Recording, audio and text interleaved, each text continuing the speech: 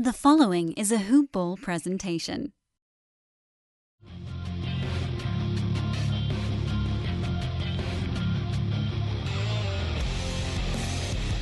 Welcome to the Fantasy NBA Today podcast. Semi-final day 2. Survival mode. Day 9 out of, what the hell are we on here? 21? Day 9 out of 21. Survival. It's Fantasy NBA Today, Hoop Ball presentation brought to you as well by our good pals at Hawaiian Isles Kona Coffee Company. HawaiianIsles.com. At HI Kona Coffee on Twitter. Give them a follow, for goodness sake. What do you have to lose? At HI Kona Coffee. Maybe you'll see some specials they got running, or you can just find them on Amazon. Hawaiian Isles. That's all you got to do. Search for Hawaiian Isles on Amazon. You can get that sucker Prime. I believe, by the way, you can get it one-day delivery if you have a $35 purchase. Doesn't have to be $35 of coffee. $35 of any Prime stuff.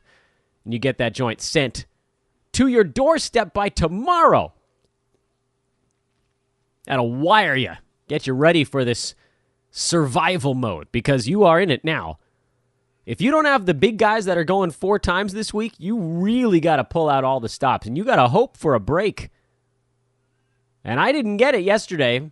Kevin Love, unable to go with his back contusion. That hurt a little bit. Blake Griffin, surprise rest day for the playoff-chasing Pistons, who biffed it. They lost in Cleveland. They thought they could get away with benching Blake Griffin for a night. Give him a day off. And they biffed it.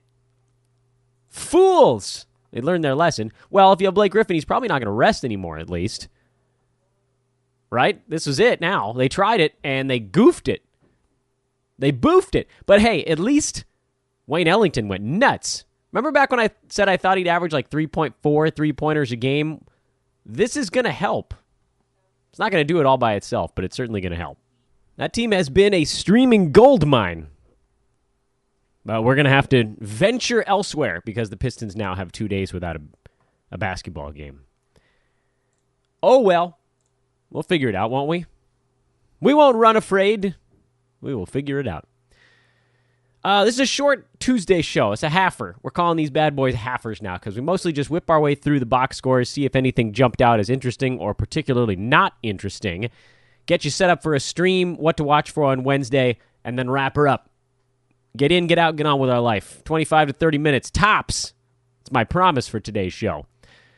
I am Dan Besbris, at Dan Besbris on Twitter. Of course, this is Fantasy NBA Today, a Hoop Ball presentation. You can follow Hoop Ball by going to hoop-ball.com. You can go to @HoopBallFantasy on Twitter, or you can follow on the Hoop Ball YouTube page, where all the goodies are clustered.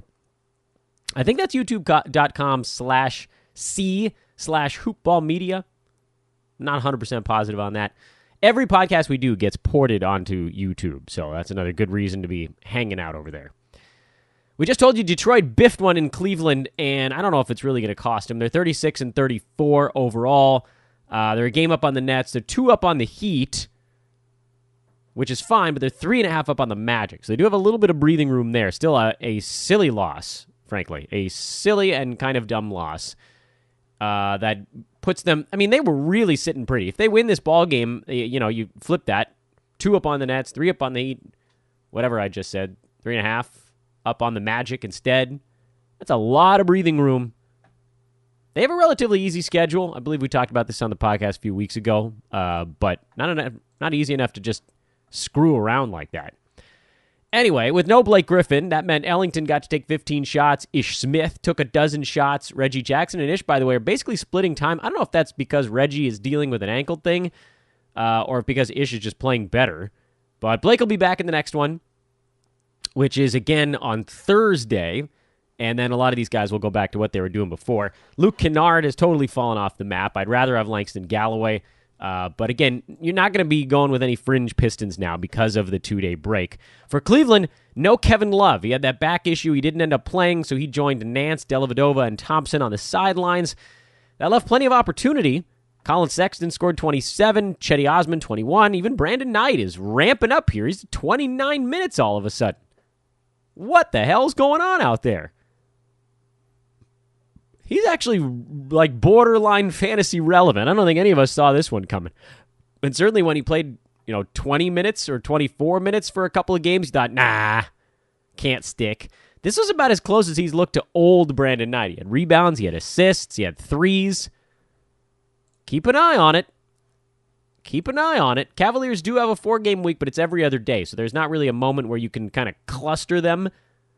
You could grab them if you wanted to, but it's not a team that I'm hunting too hard, and we talked about that on yesterday's show.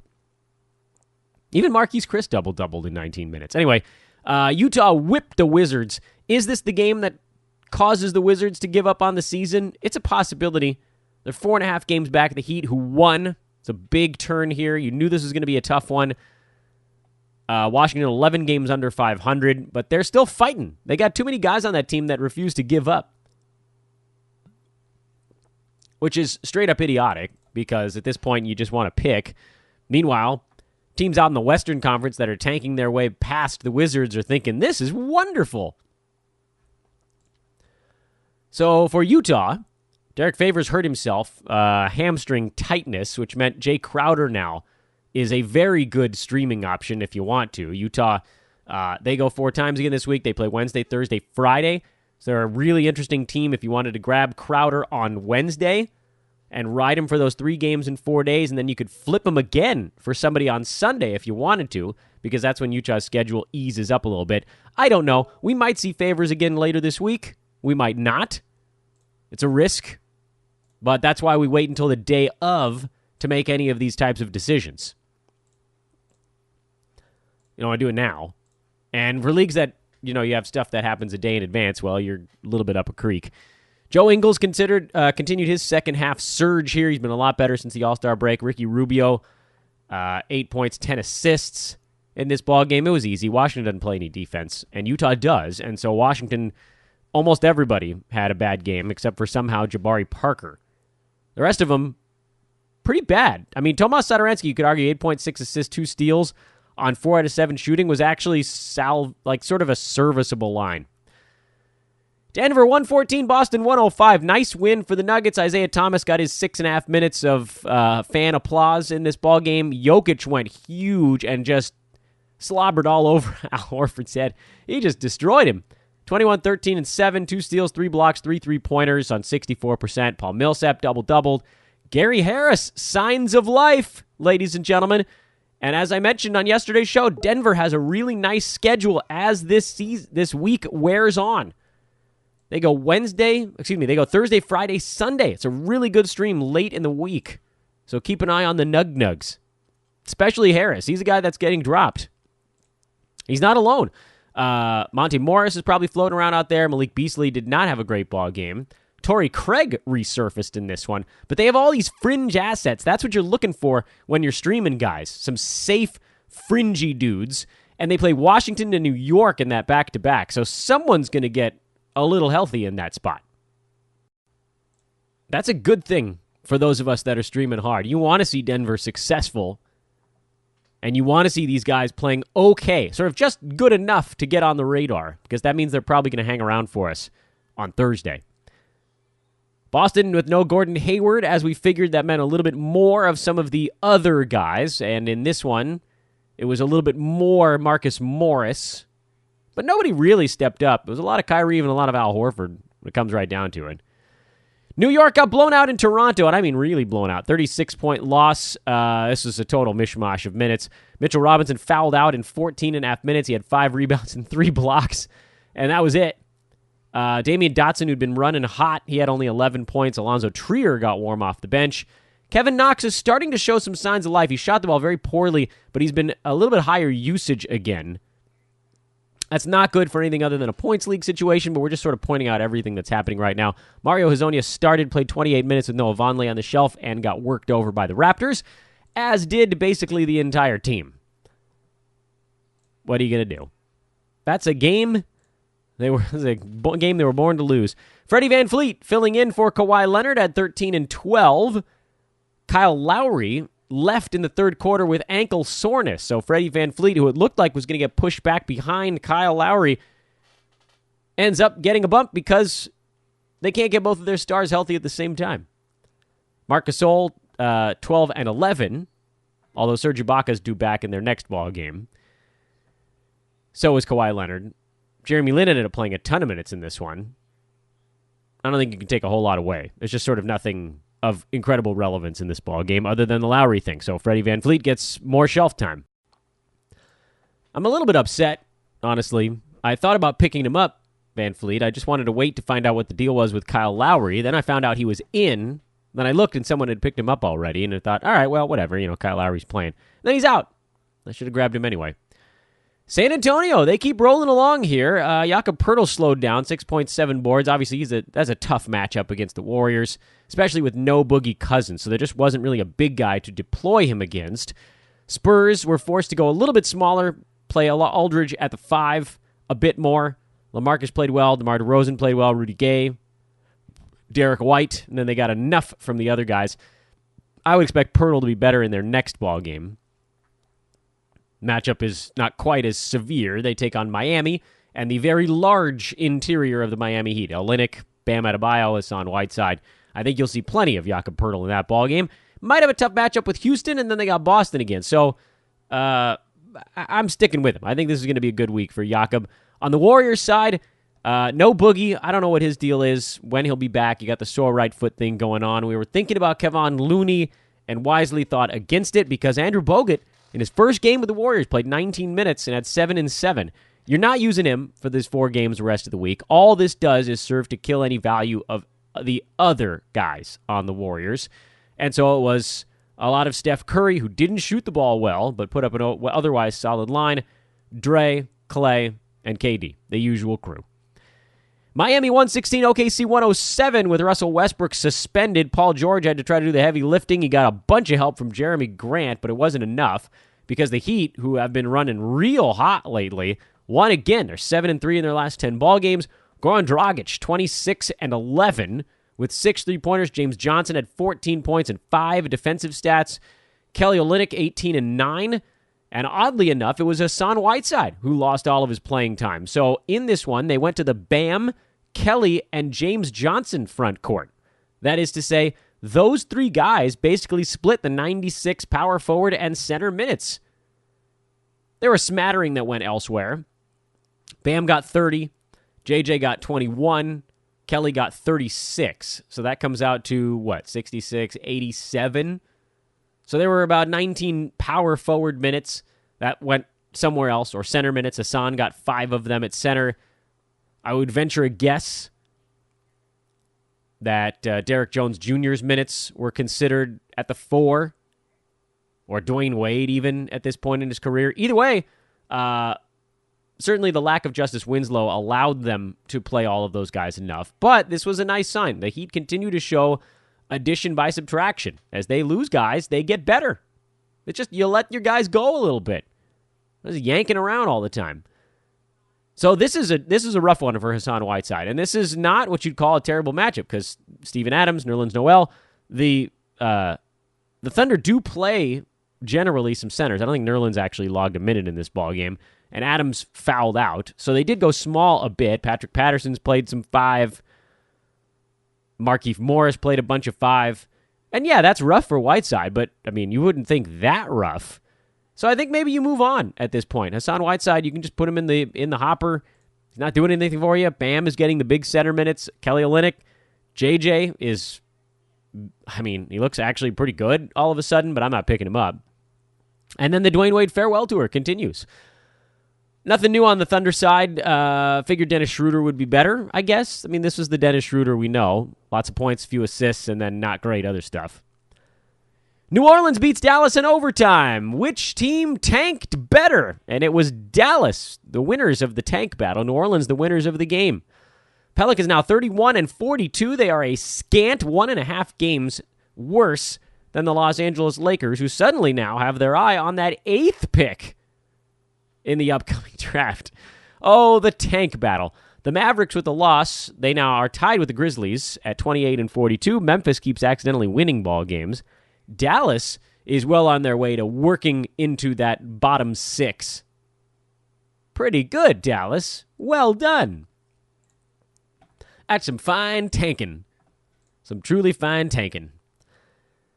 What else we got going on? What the hell's happening these days? In terms of the players in the ballgame, Elfrid Payton triple-doubled again. Anthony Davis had a decent line in his 21 minutes.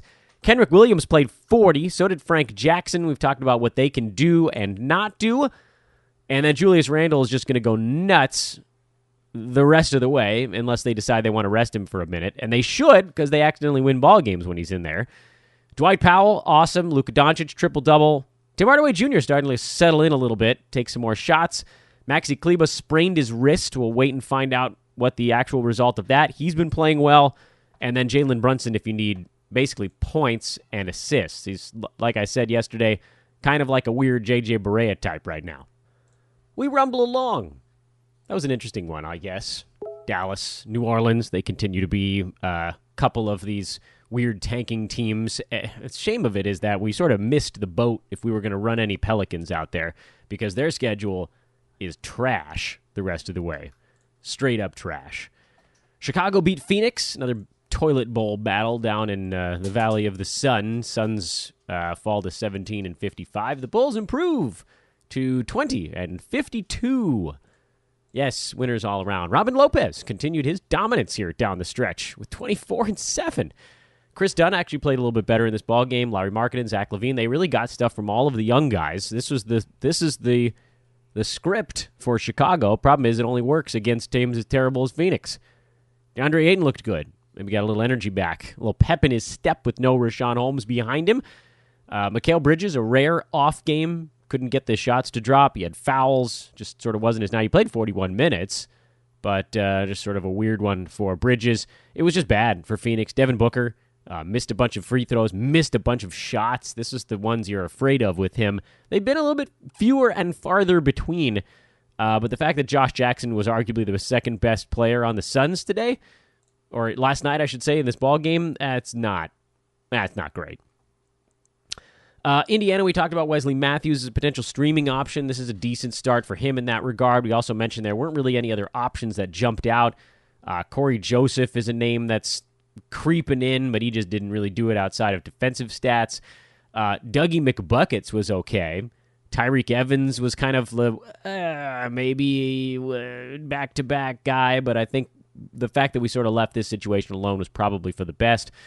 I mentioned Rodney Hood as a potential fill-in for Portland. He's going to have opportunity on this team. There's sort of no question about that. And he got some shots up. He was decent. I don't think you could call it a bad game. I wouldn't call it a great one. But what I think I would call it is okay. And that's really all you were hoping for if you trotted him out there. More than likely, you were trotting him out there with the expectation he would bang in some three-pointers. As it turned out, he took most of his shots from inside the arc. Not exactly the way we drew it up, but acceptable. And so we'll sort of just call it a wash and say, that's fine. You know, that's what you're looking for. And Portland has an okay schedule here to start the week before it turns and gets sour the second half of the week. They go Monday, Wednesday, but then they only go once the rest of the time. So if you were going to roll with these guys, you're done on Thursday. You know, Rodney Hood was a today and Wednesday guy. Maybe he replaces someone else that was going twice the first 3 days of the week. You expect maybe you could get a better couple of lines out of him. I still think your best bet with most of this stuff is to maximize games played, but I get it. You know, there were guys like a Freddie VanVleet that were probably floating around, Hood obviously floating around. If you felt like the lines were going to be good enough to warrant maybe taking a hit in one game or a half a game or something like that, then you take it. But I don't usually lean that way because the guys on the waiver wire right now are just, they're not going to consistently put up that top 50 value that you would need to warrant not taking the maximum number of games. It's almost always good to just take the games.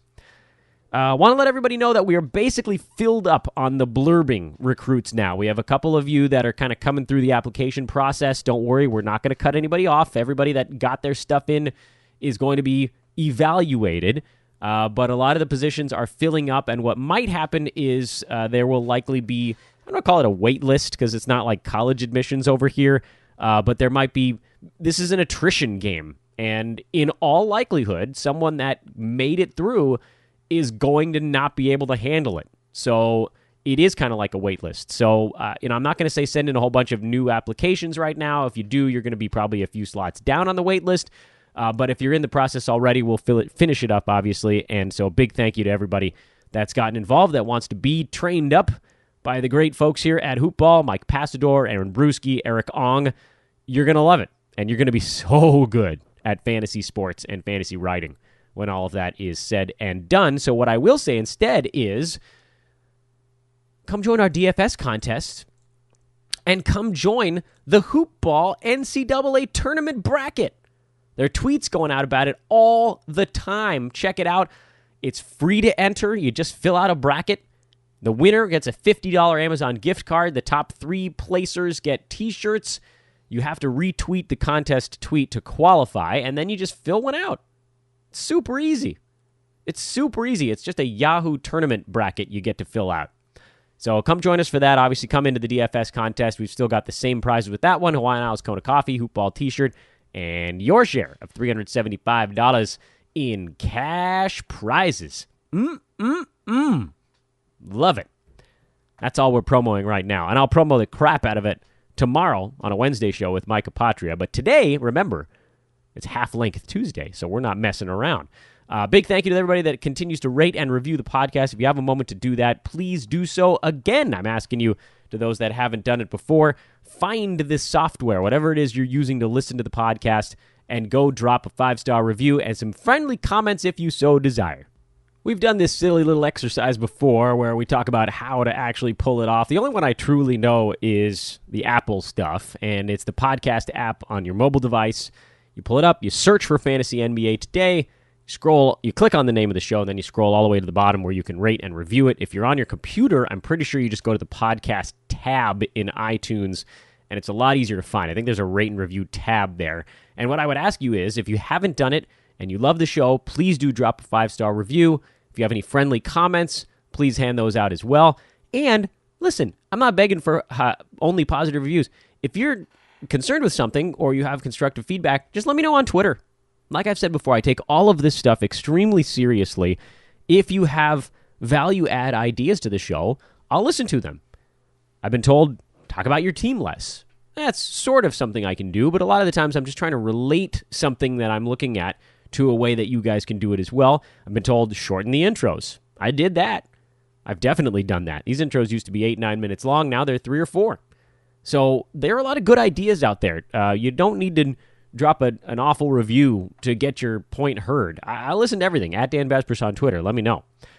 In terms of streaming stuff, we went over the great majority of it yesterday. I did talk about the fact that I thought Tuesday would be a day to consider making some moves. I've mentioned Charlotte as a team with an interesting schedule starting today. Houston, depending on how overloaded your Wednesday might be. The Sacramento Kings, the Milwaukee Bucks. Those are the teams that still have 4 games the rest of the way.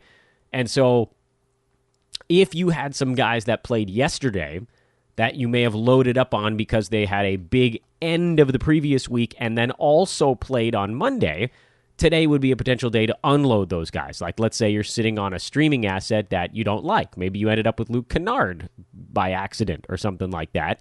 He's been terrible. Yes, Detroit has 3 games the rest of the week, which isn't terrible, but they're 2 days off here. So you could take your Detroit asset and turn him into somebody playing 4 times instead of 3, and maybe it's somebody you like a little bit more.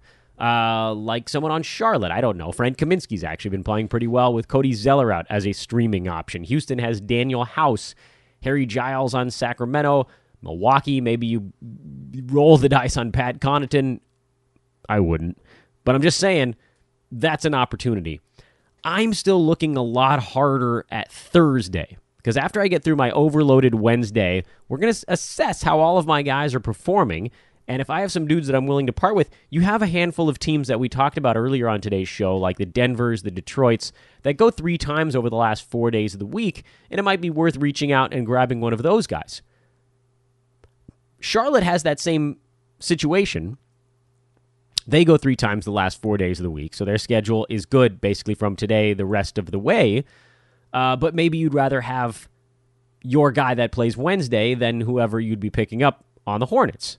This is all the stuff you have to balance out in your mind. And then I also think that Sunday is going to be a day to make a couple of moves because there are no teams that play Sunday, Monday back-to-back. So you're not going to be loading up on long streaming stuff. There's a break point in your long stream heading into finals week. Finals week is going to be sort of its own weird, unique little butthead that we're going to have to try to figure out how to conquer, and it's going to require making a couple moves on that last Monday, if your team still exists, and then hanging on for dear life and hoping that your guys don't sit out the end of the week. It's brutal. It's brutal, man. I know it's brutal, but here we are. So that's where you sit with the streaming stuff. Here's what's coming up on this Tuesday evening. What's going down on Tuesday? Well, I know, and I just said I wasn't going to talk about my team anymore. I know that I am staring down the barrel of almost nobody playing. Philly and Charlotte. You have a potential Boban sighting in this ballgame with Joel Embiid getting a rest day. This would be a one-game streamer if you had the ample moves to do it. I would think more maybe along the Roto Games Cap side.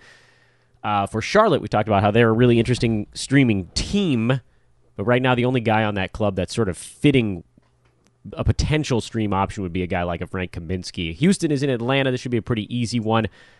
James Harden, I'd be pretty surprised, actually, if he didn't sit out either side of the back-to-back, but then that probably means he won't.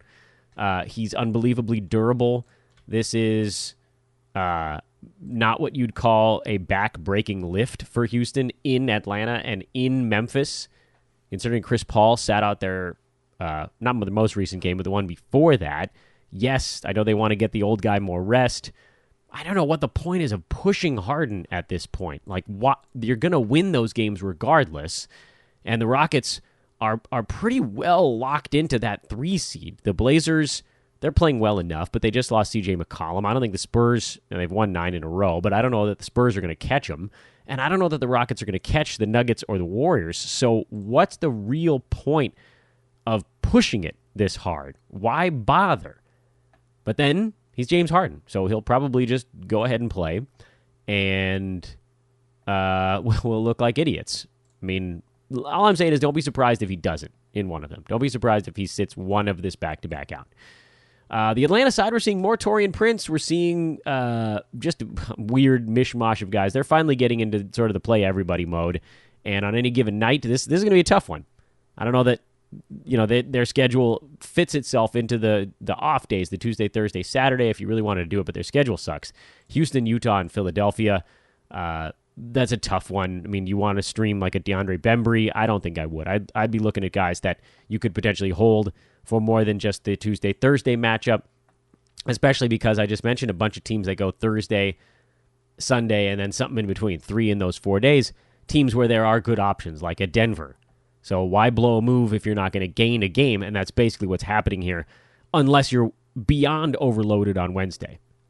So I'm not a huge fan of that situation. Lakers are in Milwaukee. We're watching the great Alex Caruso. He's been playing really well lately. Like, really well lately. His hands deceptively quick. Lakers don't have a back-to-back this week, so I would expect to see LeBron for all 3 games, which means that those other guys are not going to have quite as many opportunities, but the Lakers have settled in a little bit. KCP's playing better. LeBron obviously is playing fine. JaVale McGee's playing better. We're seeing Caruso, a little bit less Rajon Rondo, which is also a good thing if you just want to see basketball that isn't ugly on the defensive end. Milwaukee, without Malcolm Brogdon, Game 1 was a little bit fugly. We'll see how this one goes. Niko Mirotic moved into the starting lineup and just didn't look comfortable. Will they keep him there? Will they bring him off the bench, let him fire a little bit more? He's trying to figure out how he fits with that group, and it's not simple. Golden State in Minnesota. This is a rough back-to-back for the Warriors. They just played tonight. I don't think we can forget that. The Warriors played in San Antonio. San Antonio to Minnesota is not an easy back-to-back, so for sure someone's going to be resting in this ball game. I don't know who. Sounds like Jeff Teague and Derrick Rose are probably both out. We've heard nothing on Rob Covington. Minnesota's gone into tank mode, and so I think you can basically put a fork in all of those guys. Womp womp. This will be competitive, though. The Warriors are going to be exhausted, and they'll be resting anybody that doesn't feel 100%. Brooklyn is in Sacramento. Nets have lost all of the games on their current road trip. They got to figure this thing out quick because the Heat are coming for that 7 seed. They still have enough room between themselves and the Magic, but Orlando's won 2 in a row. Nets have lost 3 straight, so that got a lot tighter. This was 4.5 game lead just about half a week ago, and now it's 2.5, and anything can happen. It's not a lock yet. Sacramento's been playing well. We talked about them as a potential streaming team. Harry Giles is the main option. If you really want to roll the dice on Nemanja Bjelica, I don't think I'd do it. And then Indy, they're on a back-to-back. After the game in Portland, they travel down to play the Clippers. This is a real tough one for the Pacers. That's a difficult back-to-back. I don't be a part of that one from a tough one with Portland, and you got all the way to L.A.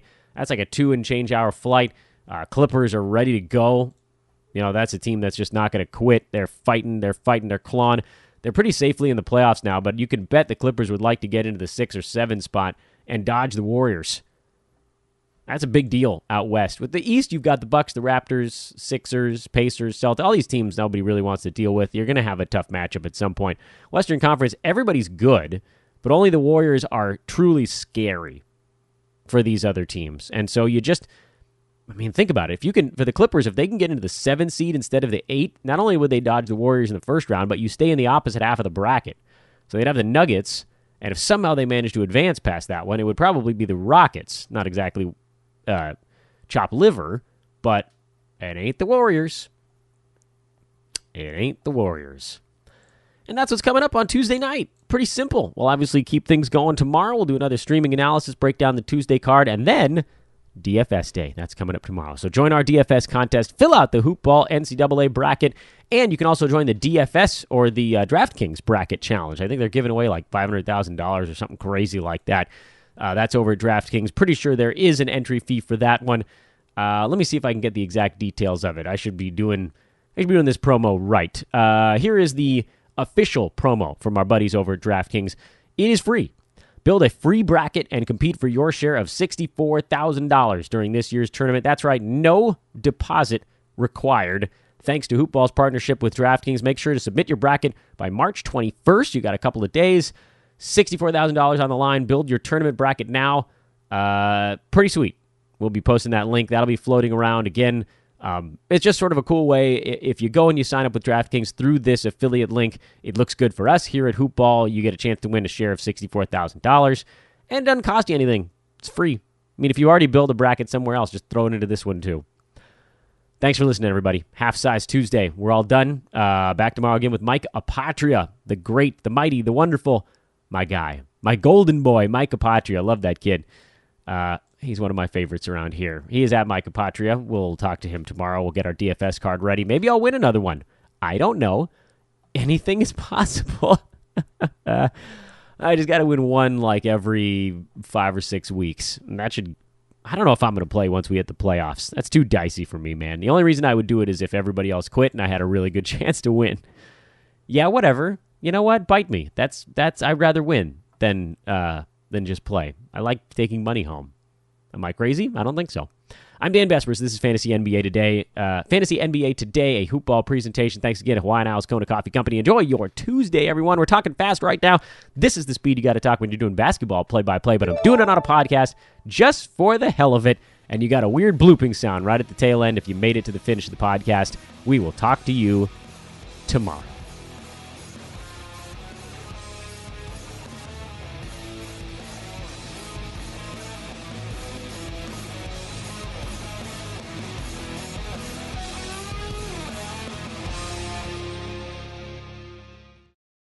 This has been a Hoop Ball presentation.